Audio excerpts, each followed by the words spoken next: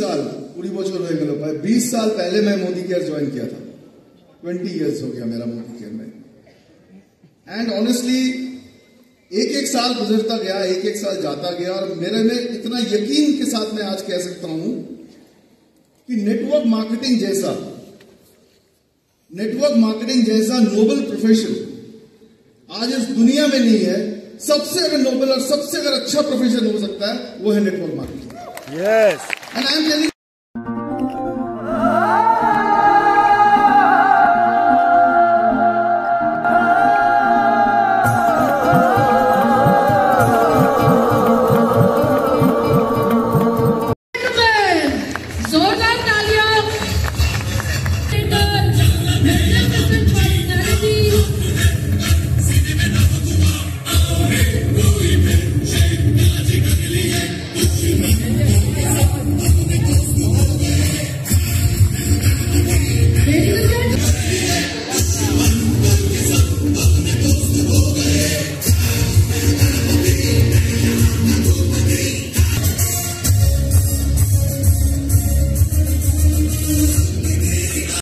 Good morning.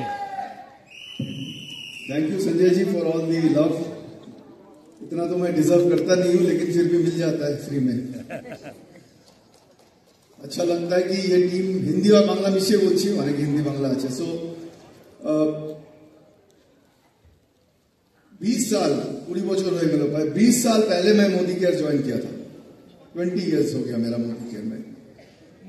And honestly एक एक साल गुजरता गया, एक एक साल जाता गया, और मेरे में इतना यकीन के साथ मैं आज कह सकता हूं कि नेटवर्क मार्केटिंग जैसा नोबल प्रोफेशन आज इस दुनिया में नहीं है। सबसे अगर नोबल और सबसे अगर अच्छा प्रोफेशन हो सकता है वो है network marketing. Yes, and I am telling you why. मैं आपको इसके रीजन भी बताऊंगा, मैं क्यों बता रहा हूं ये सबसे नोबल प्रोफेशन है। आप भी एग्री करोगे। और जो भी मैं बताता हूं ऑनेस्टली, मैं लोग बोलते हैं सर आप स्टोरीज अच्छा बोलते हो, आप एग्जांपल्स अच्छा देते हो। Let me tell you all this examples जो मैं आपको देता हूं उसका 90% मैंने जो देखा सामने दुनिया में जो देखा उसी को मैं थोड़ा स्टोरी और एग्जांपल बना के आप लोगों को देना चाहता हूं और देता हूं। दिन ब दिन मेरा यकीन बढ़ते गया कि मैंने 20 साल पहले जो प्रोफेशन में आया था, this is the best ever profession one professional can be like me. मेरे जैसा प्रोफेशनल भी सोचते हैं कि सबसे बढ़िया अगर इंडस्ट्री में मैंने ज्वाइन किया, सबसे बढ़िया कंपनी में मैंने ज्वाइन किया, सच में मेरा लाइफ में कुछ तो मैंने अच्छा काम किया होगा, मैंने मोदी केयर में ज्वाइन किया। एंड आप लोगों का प्रति जो नेटवर्कर है, ऑनेस्टली बिलीव मी, इतना ज्यादा रेस्पेक्ट मेरा दिन ब दिन बढ़ रहा है। जो जिन्होंने भी चूज किया है नेटवर्क मार्केटिंग, जिन्होंने भी चूज किया है मोदी केयर पे, हैट्स ऑफ टू यू। आपके ऊपर रेस्पेक्ट इतना बढ़ जाता है मेरा। और जब बाहर में मैं दुनिया देखता हूं, और क्यों मैं ये बता रहा हूं, मैं आप लोगों को शेयर करना चाहता हूं। আমি শিলিগুড়িতে ছিলাম লাস্ট উইক। একটা হোটেল আছে, হোটেল मैरियट ছিলাম, और उसका नीचे एक बस का डिपो है। बस जो था ना, बस डिपो, बस स्टैंड है वो। और मेरा जो विंडो था, विंडो से नीचे वो बस स्टैंड पूरा दिखता है। मैं 3rd फ्लोर में था। And why I am telling you this, you will understand. मैं 3rd फ्लोर में था। আমার জানলা দিয়ে बस डिपोटा देखा जाए तो बस जैसे भर्ती हो जाता है, एक एक करके जब बस निकल जाता है, फिर बस भर्ती होता है, एक एक करके बस निकल जाता है। एक बार मैं वहां पे खड़ा होकर देख रहा था, एक बस, फुल बस एक जगह पे आके थोड़ा खड़ा हुआ, एक बंदा बैठा हुआ था विंडो के तरफ। একজন উইন্ডো দিকে বসেছিল, আরেকজন তার পাশে বসেছিল,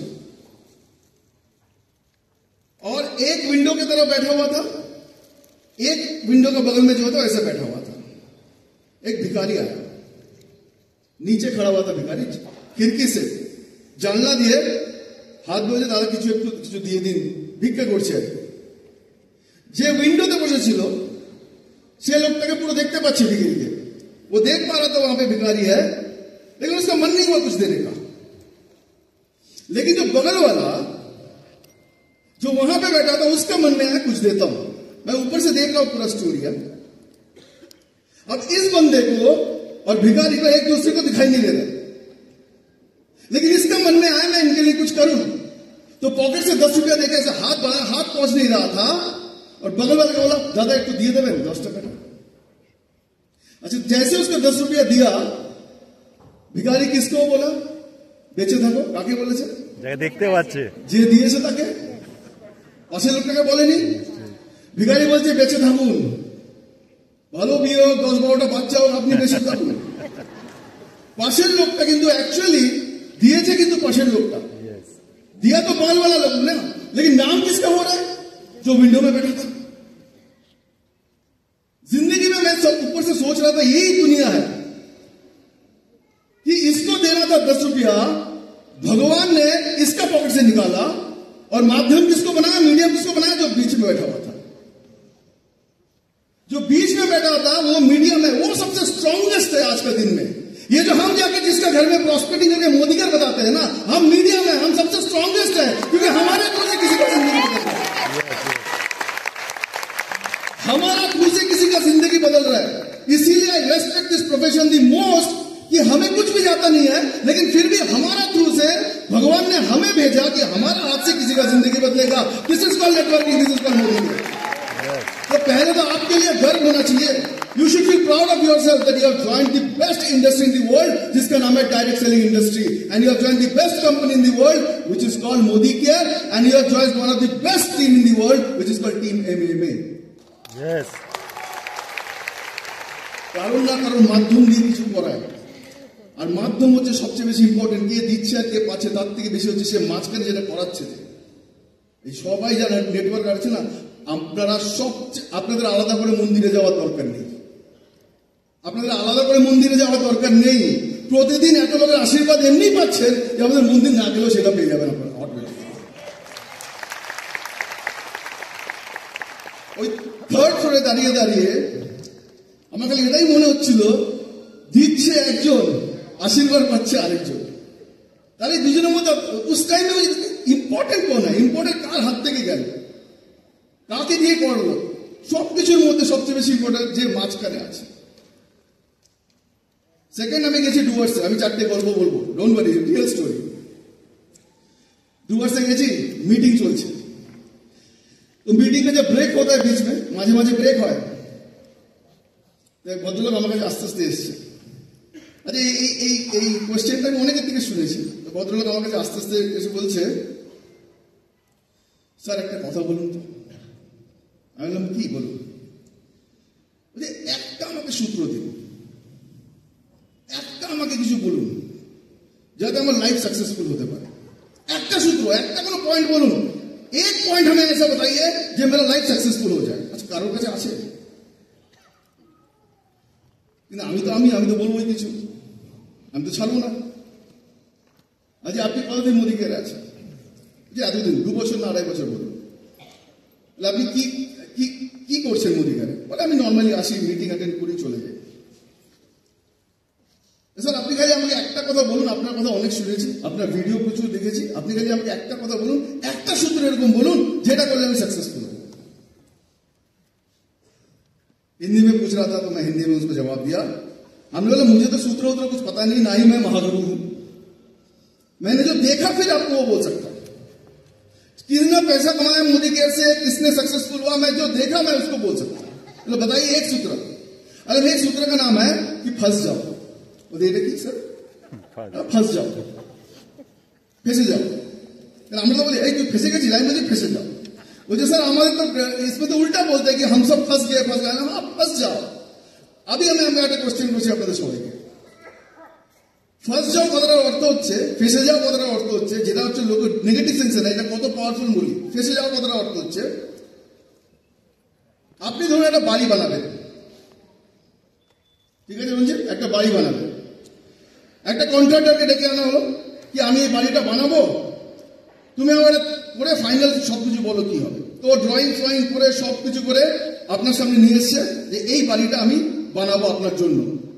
আচ্ছা যখন সবকিছু রেডি হয়ে যায়, কন্ট্রাক্টরকে আমরা দুটো প্রশ্ন করি। কি কি প্রশ্ন? কত টাকা লাগবে বলুন, কত টাকা লাগবে? অ্যাবসলিউটলি। কে বলেছে? একটু উঠে দাঁড়ান। দারুণ। কত টাকা লাগবে আর কত দিনে হবে? এইবার আনসারটা আমি বলি। যে কন্ট্রাক্টরকে জিজ্ঞেস করবে লাগবে 6 মাস, বলবে ও 3 আপনাকে মাস, বলবে কত মাস? 3 মাস, 3 মাস।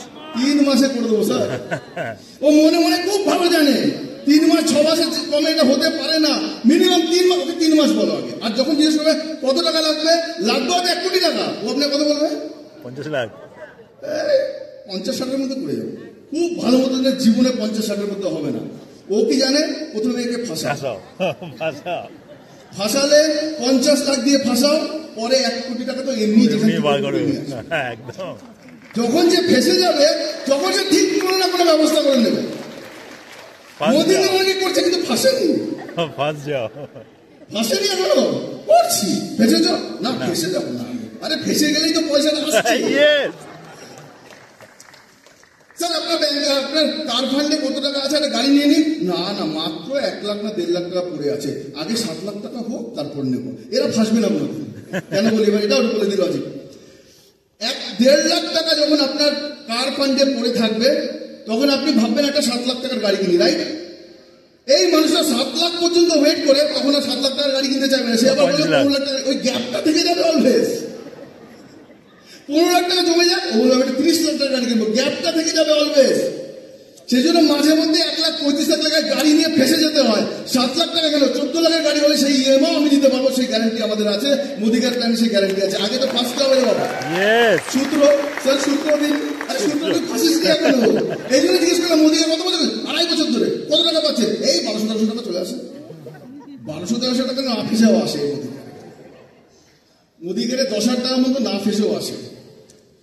যত লোক এই সামনে বসে আছে মালা ফালা নিল না, 100% মোদিকার ফেসে গেছে বলেই সবচেয়ে বড় গাড়ি আর বাড়ি।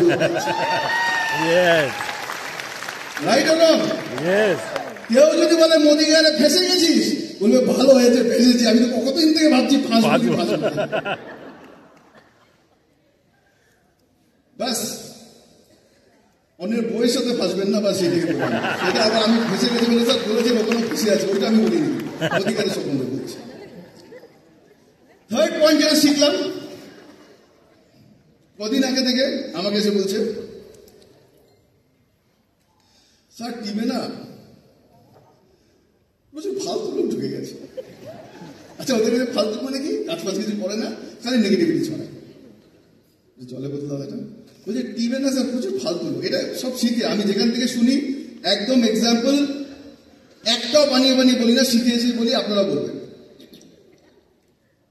15 মিনিট টাইম আছে, 5-7 মিনিট শেষ করবো। স্যার টিমে না প্রচুর ফালতু লোক ঢুকে গেছে স্যার। আচ্ছা, আমরা বলি না এই ফালতু কথা বলিস না, ফালতু টাইম নষ্ট করিস না। ফালতু বলে অ্যাকচুয়ালি কিছু হয় না, বেসিক্যালি এই ফালতু লোকগুলো কাজে আসে। আমি বলি কিভাবে, আপনারা না কিন্তু বলার পর অনেকের মনে হয় আমারই স্টোরি বলছে, আপনাদের বলছেন। বলছে ফালতু কথা বলিস না। আপনি একটা গান শুনেছেন যেখানে গানটার মধ্যে আছে জিঙ্গালালাহু জিঙ্গালালাহু, শুনেছেন? এই কথাটার মানে কি জানি না, জানি এটা কথাটার মিনিং কি? এটা মিনিংলেস কিন্তু ওয়ার্থলেস না, কিন্তু মানে এইটা যদি না থাকতো গানটা কমপ্লিট হতো না, একদম রাইট? তু তু তু তু তু তারা তোরও না দিল আমার। প্রথমটা তাও বুঝলাম, পরেরটা প্রথমটা মানে কি তু তু তু তু তারা মিনিংলেস কিন্তু ওয়ার্থলেস না, কারণ এটা যদি না থাকতো গানটা কিন্তু কমপ্লিট হতো না। এখানেও কিছু আছে কিন্তু মিনিংলেস লোক বসে আছে, কিন্তু ওরা এসছে বলে হলটা ভর্তি লাগছে। ওরা কিন্তু মিনিংলেস নয়, মিনিংলেস হতে পারে কিন্তু ওয়ার্থলেস না। মাঝে মধ্যে মিটিং এ কখন যদি না ফালতু লোক এসে গেছে শান্তি পাবে, হল তো পড়ে আছে বাবা। আজকের এখানে প্রচুর এসছে, আমি বলে দিচ্ছি, মিনিংলেস লোক কিন্তু ওয়ার্থলেস না। ওই লোকগুলি একদিন দাঁড়িয়ে হয়তো কেউ একজন জেগে একটা মিটিং থেকে বলবে আমি কাজ করবো, আর সেই লোকটাই আপনাকে রেড ডায়মন্ড বানাবে। কেউ এখানে মিনিংলেস না, সব কেউ ফালতু লোক নয়। কারো যদি দিবে কোনো ফালতু লোক ঢুকে যায় আমার গল্পটা বলবেন, আর আমাকে যদি দেখে নিয়ে যান, আমাকে 50,000 টাকা দিয়ে নিয়ে যাবেন, আমি এই আমার মতন করে বলতে পারবেন না, আমার মতন করে পারবেন না। আপনারা মধু খেতে পারেন, মধু বানানোর জায়গাটা আমার কাছে আছে। যাওয়ার আগে বলে যাই, প্রথমটা বলেছিলাম গল্পটা এই জন্য যাতে আপনারা জানবেন আপনারা কত পবিত্র একটা নোবেল প্রফেশনের সঙ্গে যুক্ত হয়ে আছে। আপনাদের হাত ধরে মানুষের স্বপ্ন পূরণ হচ্ছে। সেকেন্ড গল্পটা বলেছিলাম, মোদিকে অনেকে করছে কিন্তু আপনার টোটালি করছে না, পুরোপুরি এখনো মোদিকে দেয়। আর থার্ড স্টোরিটা এই জন্য বললাম, কারোর যেন মনে না হয় টিমে এমন কিছু লোক আছে তারা কাজ করছে না বলে আমি উঠতে পারছি না। কবে কে দাঁড়িয়ে যাবে, কবে কি হবে জানি না। সবার একটা একটা জায়গার ইম্পর্টেন্স আছে। কারি টু কারি মিলাতে মাঝখানে লোকগুলোকে দরকার। যাওয়ার আগে একটা লাস্ট কথা বলে যেটা হচ্ছে অ্যাকশন। একটা প্রশ্ন জিজ্ঞেস করি, 1 ইন্টু গুণ 1 গুণ 0 কত হয়? আনসার কত? 0। 10 গুণ 0 কত হয়? আনসার 0। 100 ইন্টু 0 কত হয়? আনসার। আর 1500 ইন্টু 0 কত হয়? আনসার 1500 ইন্টু 0 কত? 0, রাইট? আর মানে কি, আমার একটা স্বপ্ন থাকতে পারে, 10টা স্বপ্ন থাকতে পারে, 100টা স্বপ্ন থাকতে পারে, 1500টা স্বপ্ন থাকতে পারে, রাইট? ডান দিকে যদি অ্যাকশনগুলো সব 0 হয়, আনসার সবকটা 0ই আসবে। বাট দি প্লাস পয়েন্ট হচ্ছে স্বপ্নের সঙ্গে যদি 1 বা 2 বা 3 বা 4 যোগ করি, মানে একটা অ্যাকশন, একটা হোম মিটিং, একটা প্রোডাক্ট ডেমো, একটা কিছু অ্যাটেন্ড করি, তাহলে কিন্তু তার সংখ্যার ইন্টু কিন্তু 0 আর আসে না, রাইট? দুটো কাজ যদি মোদি করে করা শুরু করি, 10 ইন্টু 2 বিকামস 20। যতই স্বপ্ন এখানে রাখুন, অ্যাকশনে নামতে হবে। অ্যাকশনে না নামলে সব কিছু আনসারই 0 আসবে। কিন্তু অ্যাকশনে নামলে যেটা হওয়া উচিত ছিল 2, সেটাই মোদি কেয়ারে বা নেটওয়ার্ক মার্কেটিং হয়ে যায় 20। এটা খালি মনে রাখবেন, এই 4টে গল্প আমি বললাম, আমি সময় নষ্ট করবো না। Modi care is bringing wonderful products. আমাদের কাছে আরো প্রচুর নোট দিতে হয়, তার জন্য প্রচুর প্রোডাক্ট মোদি কেয়ারে আসছে। আমার হিসেব মতন আগামী 3 থেকে 4 মাসের মধ্যে ওয়েল রেঞ্জে মিনিমাম 30 থেকে 35টা প্রোডাক্ট ঢুকবে। কালার কসমেটিক আমি বলছি না, প্রচুর আসবে। এমন প্রোডাক্ট আসছে যেগুলো ডাইরেক্ট সেলিং মার্কেটে ইন্ডিয়া থেকে করেনি। সুপার গ্রিনস বলে একটা প্রোডাক্ট আসছে। কেউ যদি ভেজিটেবলস খেতে ভালো না লাগে, ওটার একটা মেজারমেন্ট আছে, একটা খেয়ে নিলে 40 রকমের ভেজিটেবলস তার শরীরের ভিতরে একটা সিপেই চলে যাবে। এরকম প্রোডাক্ট আসছে, প্রচুর ভালো প্রোডাক্ট আসছে। প্ল্যানটা ভীষণ ভালো। সব কিছুর পেছনে মনে রাখবেন কিছু লোক থাকবেই অবশ্য। তবে হ্যাঁ, প্লাস পয়েন্ট হচ্ছে যত ইন্ডাস্ট্রি বাড়ছে, 22,000 crore ইন্ডাস্ট্রি হয়ে গেছে, যত ইন্ডাস্ট্রি বাড়ছে দেখা যাচ্ছে লোকের মধ্যে আন্ডারস্ট্যান্ডিং অফ নেটওয়ার্কিং বাড়ছে, আন্ডারস্ট্যান্ডিং অফ মাল্টিলেভেল মার্কেটিং এর আন্ডারস্ট্যান্ডিং বাড়ছে, নেগেটিভিটি লোকের কমছে। তো আপনাদেরকে অসংখ্য ধন্যবাদ যে ডাইরেক্ট সেলিং এর রাইট টাইমে আপনারা মোদি কেয়ারে এসছেন, মোদি কেয়ারে জয়েন করেছেন। এবার যদি স্বপ্ন থাকে, মাল্টিপ্লাই বাই 0 করলে চলবে না, মাল্টিপ্লাই বাই 1 বা 2 বা 3 বা 4, 4-5টা অ্যাকশন নিতে হবে। আপনার মাল্টিপ্লিকেশন লেভেল যত বাড়বে, ততই আপনার ব্যাংক ব্যালেন্সে মোদি কেয়ার থেকে টাকা বাড়বে। যদি কেউ মনে করে আজকের পর থেকে মোদি কেয়ারে ফেসে গেছি, congratulation to all of you যে এখানে আপনারা ফেসে আছেন। I am very happy. আমি আর 20 মিনিটের টাইম ছিল, আমি বেশি টাইম দেবো না। 26 তারিখ বোধ আমাদের আরো একটা টপ লিডারশিপের আমাদের মিটিং আছে। I wish you all the best. আশা করি এই মাস খুব ভালো শেষ হবে যারা যারা মোদি কেয়ারে ফুল মন দিয়ে কাজ করছে।